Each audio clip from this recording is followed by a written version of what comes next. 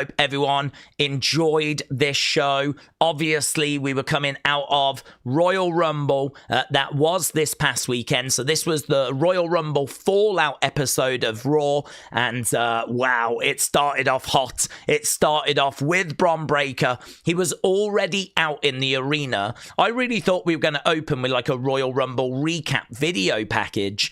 We didn't. Instead, we actually went straight to the arena. We had Bron Breakker sort of wandering around. He was furious. Obviously, he got eliminated in like 10 seconds at the Rumble thanks to a mystery person. So he was just going off. He was going off on Adam Pearce. He seems to believe that Adam Pearce is behind that kind of mystery attack, right? He said, you want to ruin my Rumble? I'll ruin your entire show. Screw Monday Night Raw. And actually, the Vision came down. As he said, they were holding him back. Heyman grabbed the microphone. You could see he was a little bit disheveled. So he was hurling accusations at Adam Pearce. So he said that Adam has to approve visas for everyone. So he must know who flew out there. He must know who the mystery person is. So they were just going off, right? Bron Breakker calls out Adam Pearce. Adam does come out behind these security guards. And he said, I'm going to do you a favor. I'm going to let you keep your job after that poor performance in the Rumble. Oh my God. That is just pouring gasoline on the situation. Brilliant line from Adam Pearce, though, because he went, the last time there was a mystery person in this company, it turned out to be Austin Theory. And you had Bron Breakker kind of turning around to Theory. And Big Bronson Reba's like, come on, we know it's not him. We know it's not him, right?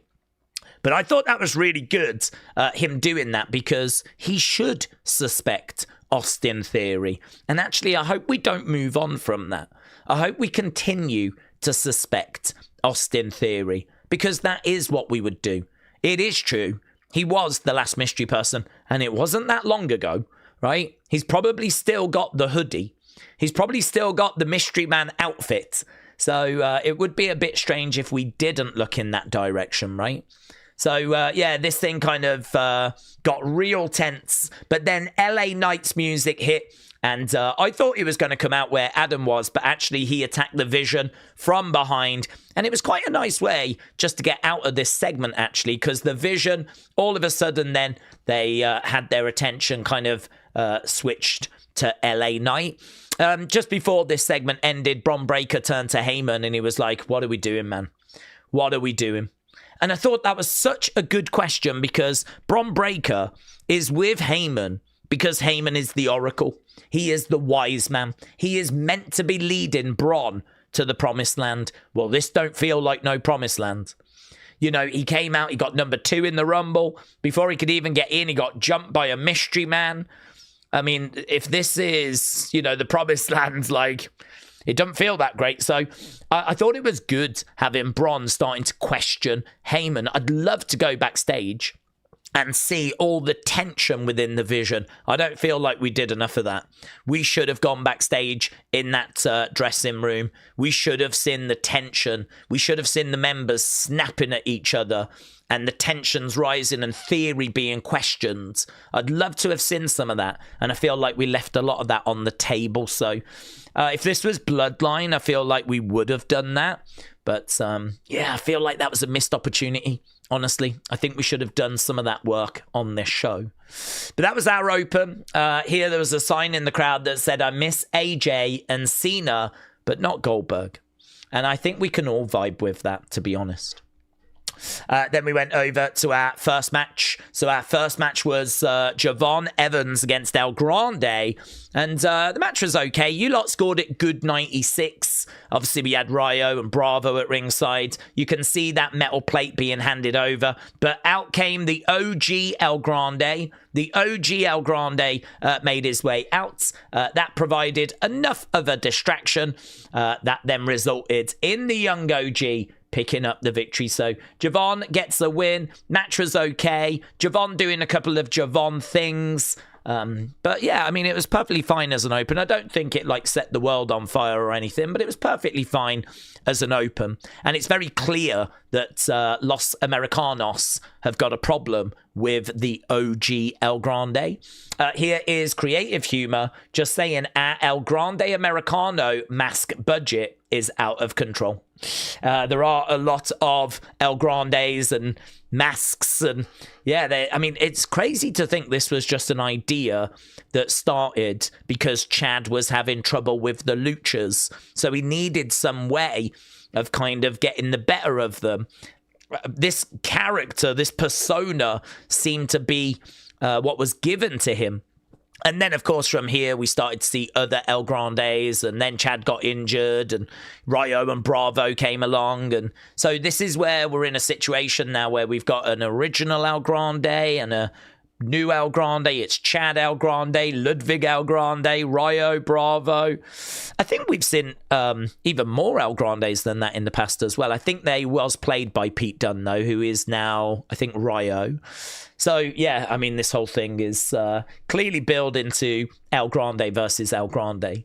Don't know when we get to that, though. It could be WrestleMania, maybe. So that was that open. Then this was during commercial break, believe it or not, but we did have Jimmy back. So Jimmy was back. He was just talking about how next week there is a tag team championship match. It's going to be Usos taking on Alpha Academy. But no mention as to why he was back. He's just back. This was during commercial break. They just came out, had a little moment with the fans. The drop-off for Jey is pretty big, isn't it? I mean, Jey now is not even on the show.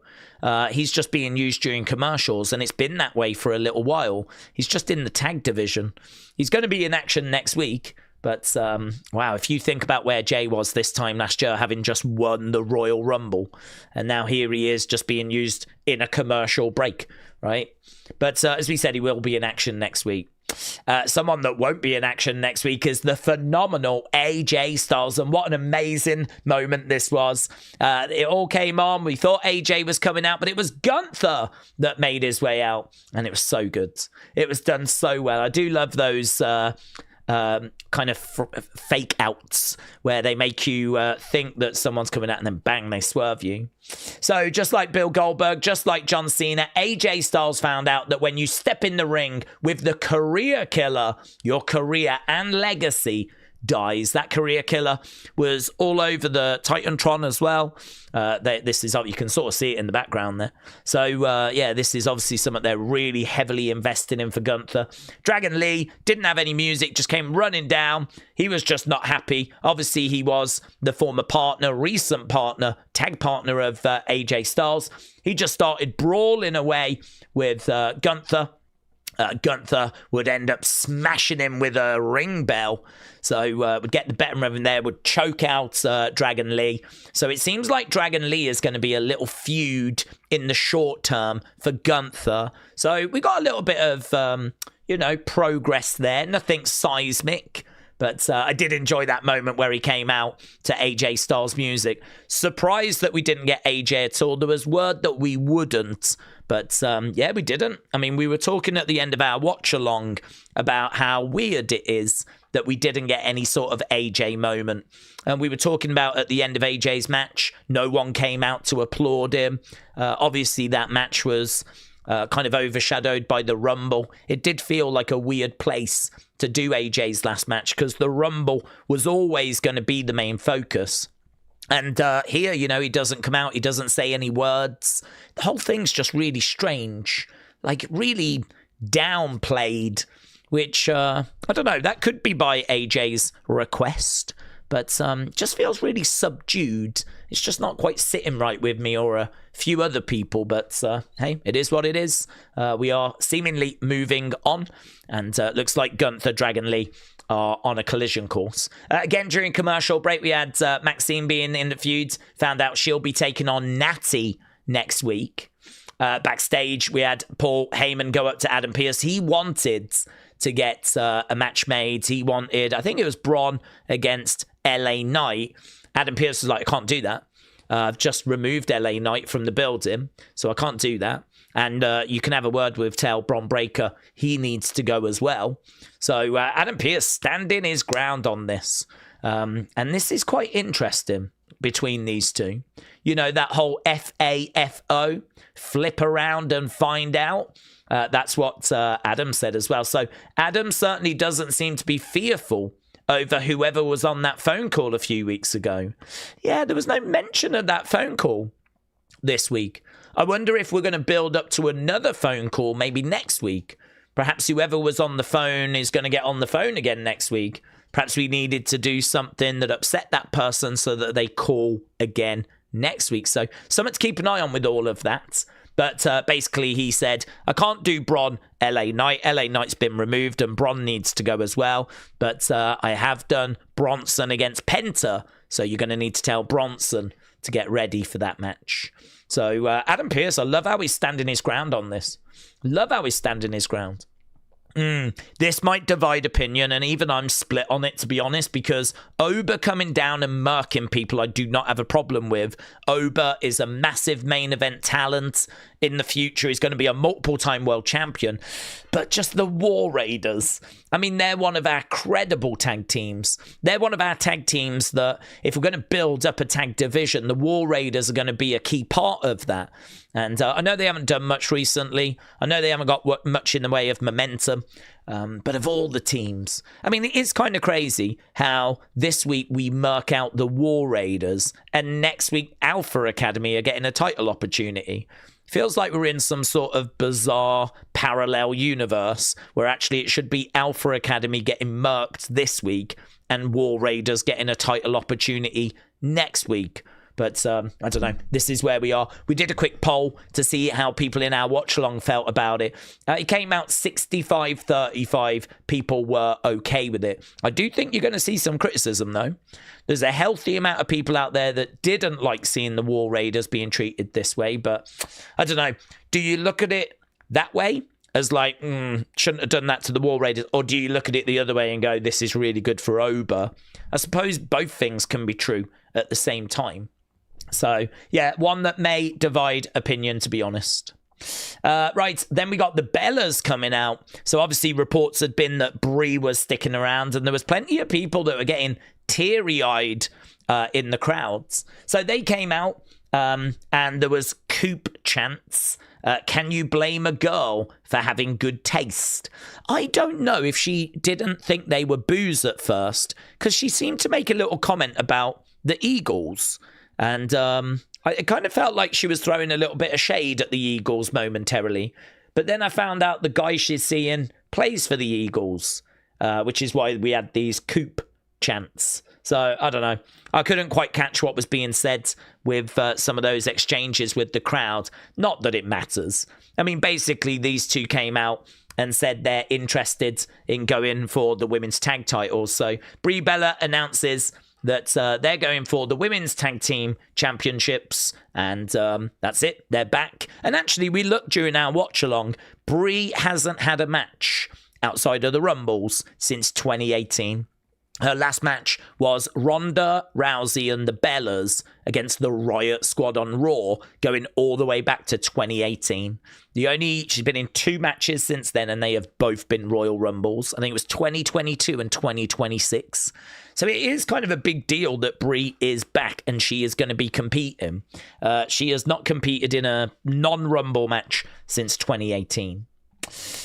Kit Wilson sign. Why wasn't Kit Wilson in the Rumble? Kit Wilson responded, mind your own business. Toxic. Yeah, toxic. There was a video of him saying the reason why he wasn't in the Rumble was because there was too many toxic men in the Rumble. And he was kind of in Saudi, outside the stadium, just showing pictures of different wrestlers going toxic. Toxic, like that, right? So he said that's why he didn't appear. Right, here's Penta. There was a fan sign of Penta, and there's Penta posing with it. It's really good, isn't it? It's a really good fan sign. So, Penta, Bronson Reed, underway. Obviously, we found out about this match getting made earlier in the show. LA Knight would again interfere right? Which is obviously deeply frustrating because Adam Pearce had said that LA Knight had been removed, and here he is. So, I mean, they are giving the Vision plenty of reasons to have issues with Adam Pearce, which I think is good. And it's obviously going to be good for this story. So, LA Knight would attack Big Bronson Reed, BFT onto a chair. He would get counted out. The other thing as well, referee with a really fast count, right? 1, 2, 3, like this. Normally you see referees like 1, 2. Not this ref. This was ref on fast forwards. So again, more reason to be upset and to kind of add fuel to that whole conspiracy situation. You can see Paul Heyman's reaction right there following the attack by LA Knight on Bronson Reed. Penta wins via countout. Some new merch for LA Knight. This Unchosen shirt, My Way. I think they're kind of trying to lean in. I don't know why we've got all this like spunky design, right? I'm not a fan of that. But yeah, I think we're trying to lean into the Unchosen thing. You know, I am not someone that's being shoved down your throat, right? I am someone that's having to do this my way. Like, get behind me because I am unchosen. I am not the chosen one. I am not the one that Triple H is trying to promote here. And you know it as well. It's kind of interesting. The merch is leaning into that. So I feel like that's what the Unchosen thing is trying to tell us. Or at least that's what I'm taking from it. Then we got Dirty Dom. And he's got more work done on his tattoo. I don't know if he's going to have some colour added to it or not. But a lot more detail on that. And he came out with glasses as well. Loser. So he came down to the ring and he did an intro for Liv, 2026 Women's Royal Rumble winner. And she was wearing, not a great deal, but she was wearing a shirt that said Hot Girls Love Dominik Mysterio. So she made her way down to the ring. So there was Liv in the ring. She says she has yet to come to a decision. I think she kind of implied she was going to be on SmackDown, actually, to see what the situation was over there. She said that she has very much in support of Raquel ahead of Raquel's title match. Raquel, of course, would be in action, and this would lead to our main event match. Raquel would actually make her way down to the ring. Big sexy shirt for her. Triple H's thoughts said somewhere Big Kev is getting his lawyer on the phone about royalties, because obviously Kevin Nash, big sexy, but that now being adopted by Raquel. Raquel asks Liv why did she eliminate her from the Rumble, but Liv says it doesn't matter because they've both got title shots, saying I know you're not selfish. You've got your title shot. I know you'll be pleased for me that I'm going to get mine. So that's kind of how we diffuse the situation. But Raquel made it very clear that she did not want Liv out at ringside for this next match. And this next match, as we said, would be our main event. Not many matches tonight. 3 matches. We're obviously not including the Oba beatdown of War Raiders. Javon El Grande, good 96. Bronson against Penta, good 93. Didn't love it. And then we got to this Philly street fight between Stephanie and Raquel. You lot said this was great 50, so it just got into great. Shame it didn't get like a little bit better than that, to be honest. Big talking point though was Stephanie. She's got new music and people are not pleased. New theme music for Stephanie. And here you can see Crispy saying it's dumb, bro. We didn't need to change it at all. And it actually reminded people that I think it was on Chris Van Vliet. Stephanie said, I remember when I went to Raw, they said they were going to change my music. And I said, please. I talked with Sean and I said, Sean, please, I love my music. I don't want to change it. And he was like, okay, let me see what we can do. I think people love the music too.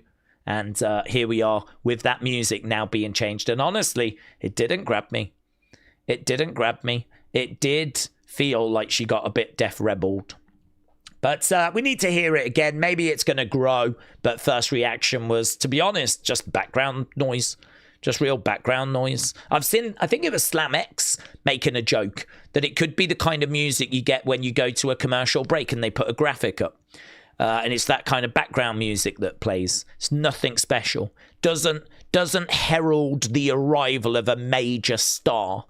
So far, not for me, and seemingly not for many people online either. So, Stephanie against Raquel in a Philly street fight for the Women's World Championship.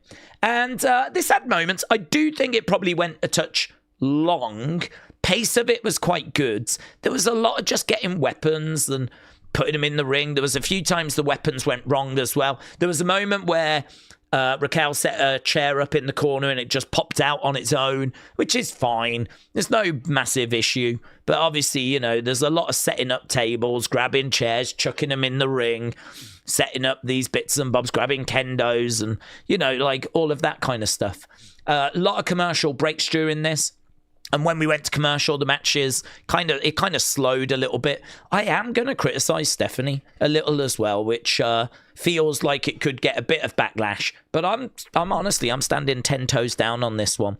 I was quite disappointed that Stephanie went through this street fight, and towards the end of it, she was moving completely unlabored. She had a smile on her face, and she was acting like she had just not been through anything at all. And I found that to be a little bit disappointing when the one thing you can say about Stephanie is her in-ring work is fantastic. But actually, I thought some of the selling towards the end of this was not that great. And that also felt like a little bit of an issue. So, I don't know. Perhaps she's not been in many of these kinds of matches. They are different. You know, we know that her standard in-ring work is very, very good, but we have been struggling to see that on the main roster. And up until this point, I've sort of been blaming the fact she's been working with Nikki Bella, you know, and people like that. And maybe they're not people bringing the best out in her. I think we all know Stephanie against Io would bang. Stephanie against Rhea would bang, you know. We've seen Stephanie Julia and it was fantastic. So we keep waiting for these like amazing Stephanie matches. This is why we move so quickly with her. But I gotta tell you, man, again, this probably delivered, but I don't think it was like blowing people's minds. It got a score of great 50, and it was really, really close to just getting high-end goods. And this was a match that had plenty of time, had plenty of weapons. They could do whatever they wanted. They could make it as thrilling as they wanted with whatever spots they wanted. And it probably delivered just about. Just about. So, yeah, fine.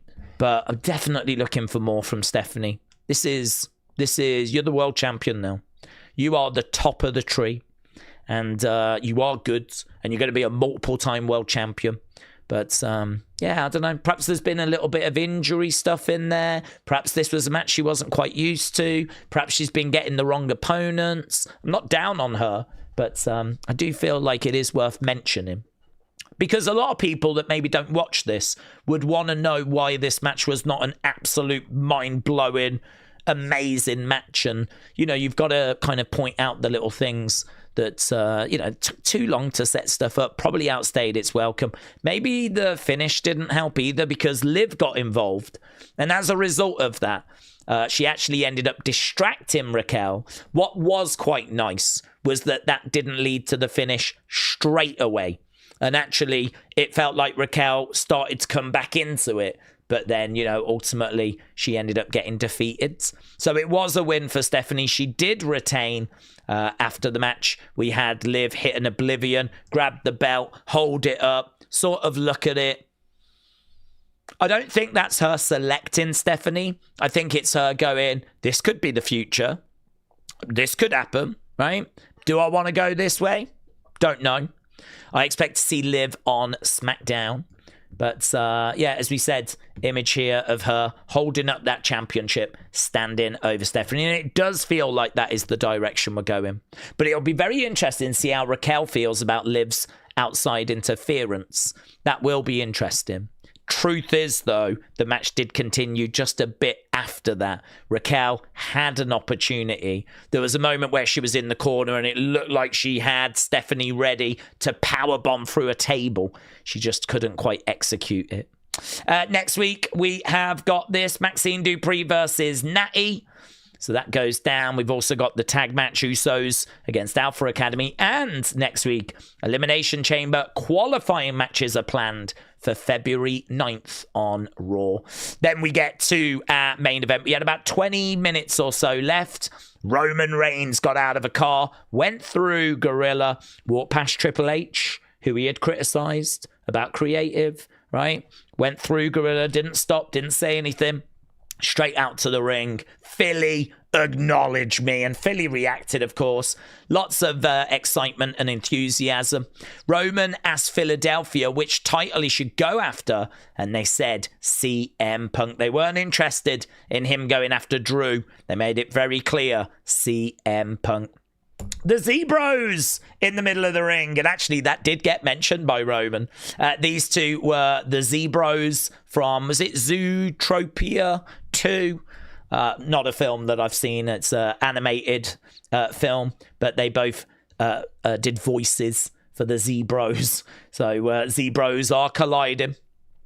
And as CM Punk came down to the ring, by the way, he just checked out the shoes there, Roman, just having a little check of what Punk was wearing. Before Punk said anything, though, he went over to the corner, to the camera, and basically had a word with Finn Balor.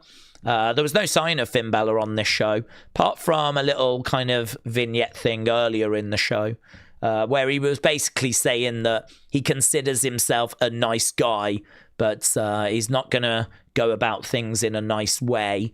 So, you know, it feels like him and CM Punk are maybe the short term, with Punk Roman being the WrestleMania more long-term match, right?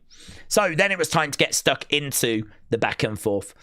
Drew McIntyre is the easy way out. I don't know if you realize this, but Drew's like 4 times bigger than you, and I'm pretty sure the last time you fought, he had you crying over a plastic bracelet. Oh my God. I mean, this was the moment right here where Roman became a god in my eyes. I was quite critical of that bracelet. When they were feuding, I was not a fan of that feud being over a friendship bracelet.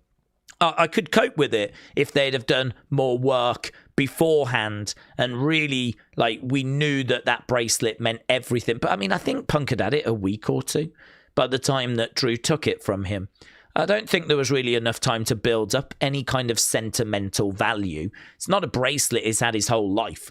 It's not a bracelet he got given 10 years ago or anything. It's not like, I remember when Drew took it and I was like, I've never seen that before in my life. But we made a whole feud over a friendship bracelet. And I like the fact that Roman kind of threw that back in his face. So we were trying to figure out which way Roman should go here. Should he pick Drew or should he pick CM Punk? CM Punk said, I chose to bring you in the company along with the rest of the Shield.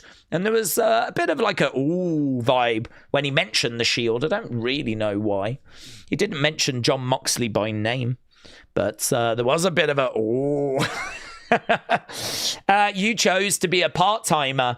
I chose to go to 10 countries in 3 weeks. So CM Punk throwing back the fact that Roman is a part-timer, right? CM Punk said that his 434-day title reign was better than Roman's. He said yours might have been longer, but it wasn't better, which was really, really good. Really good. I really enjoyed that line. The other line that I enjoyed as well was he really got people to question the whole bloodline story, because he said, you managed to convince people, right? You and your family, you convinced people that you were holding up this company, but actually you was holding it hostage. And I really love that line, because what CM Punk did there was he got us to think about bloodline. And he got us to just question, was it that good? I mean, it was. Of course it was. We all love it. But it's good that he's kind of saying, well, you did nothing but hold that belt hostage.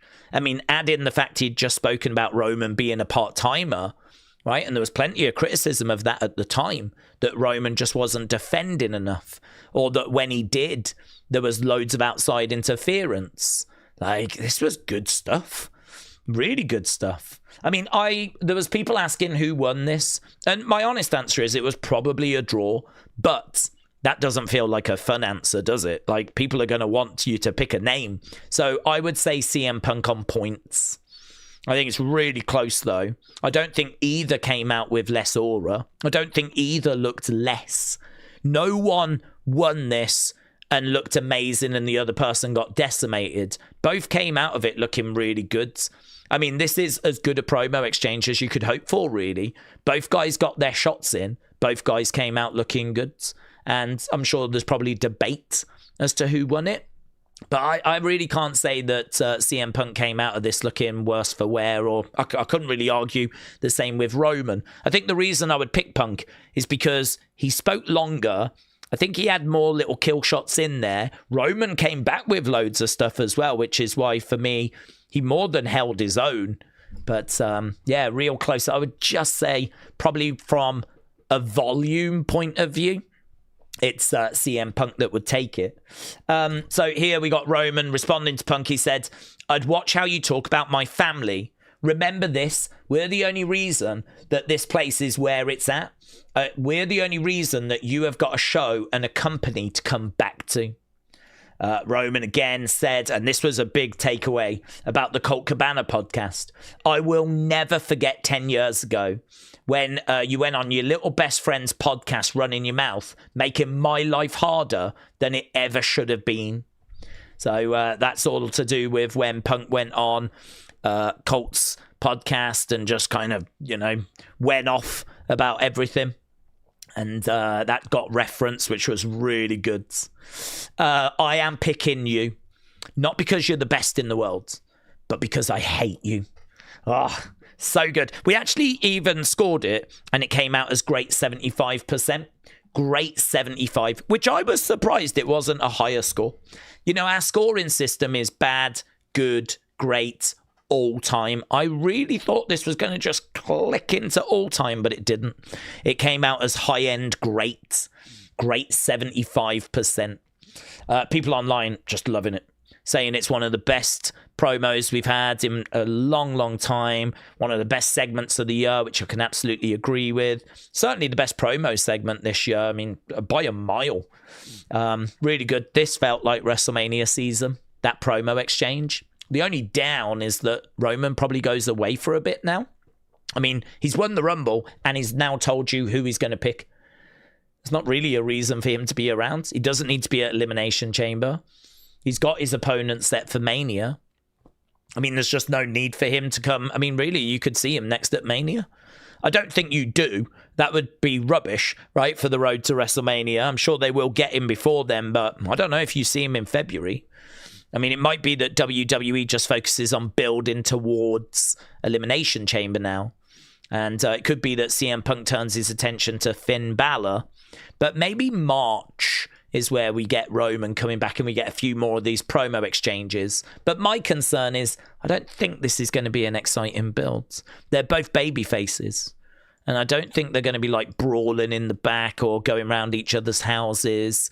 I think this is going to be a pretty straightforward build. It's going to be a few more promo exchanges, I think, and then the match. And I don't know that you see Roman again this month. That would be my down for this. So, two of the biggest names in wrestling just delivered one of the most cinematic segments we've ever seen. That might be a bit OTT, but tonight was a preview of a feud. It's finally going to happen at Mania for the world title in the main event.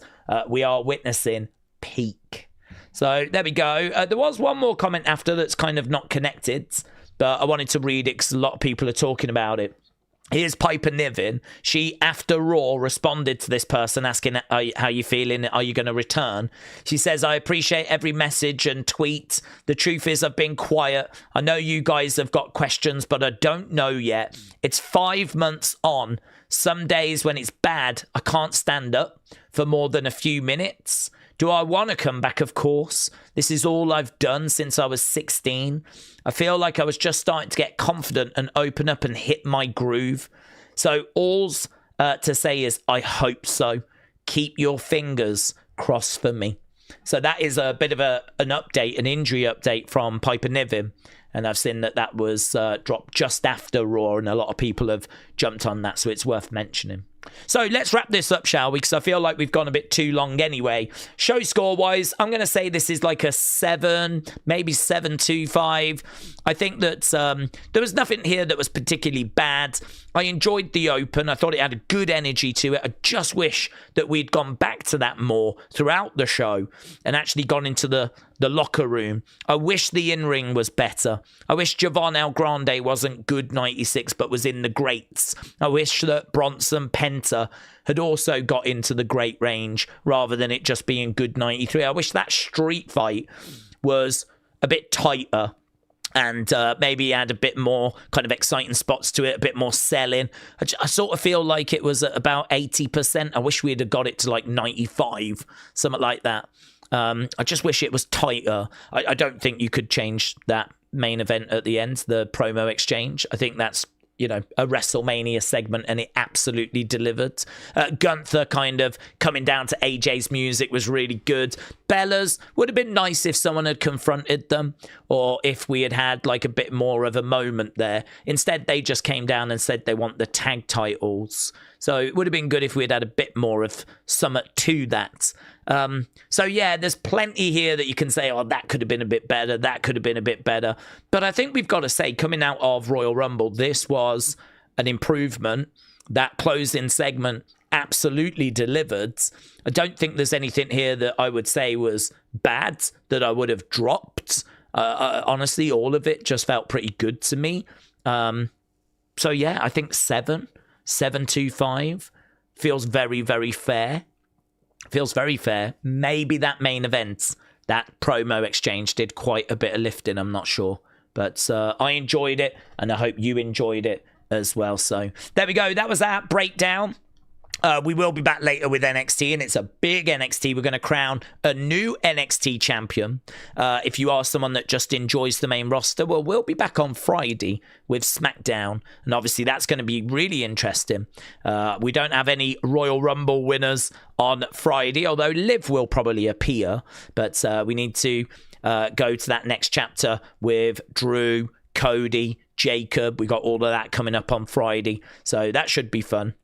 And hopefully SmackDown can deliver a show as entertaining as what this one was tonight. So there we go. The wrestling world, it never stops. And on we go. So thanks for watching. Appreciate it. I'll see you next time.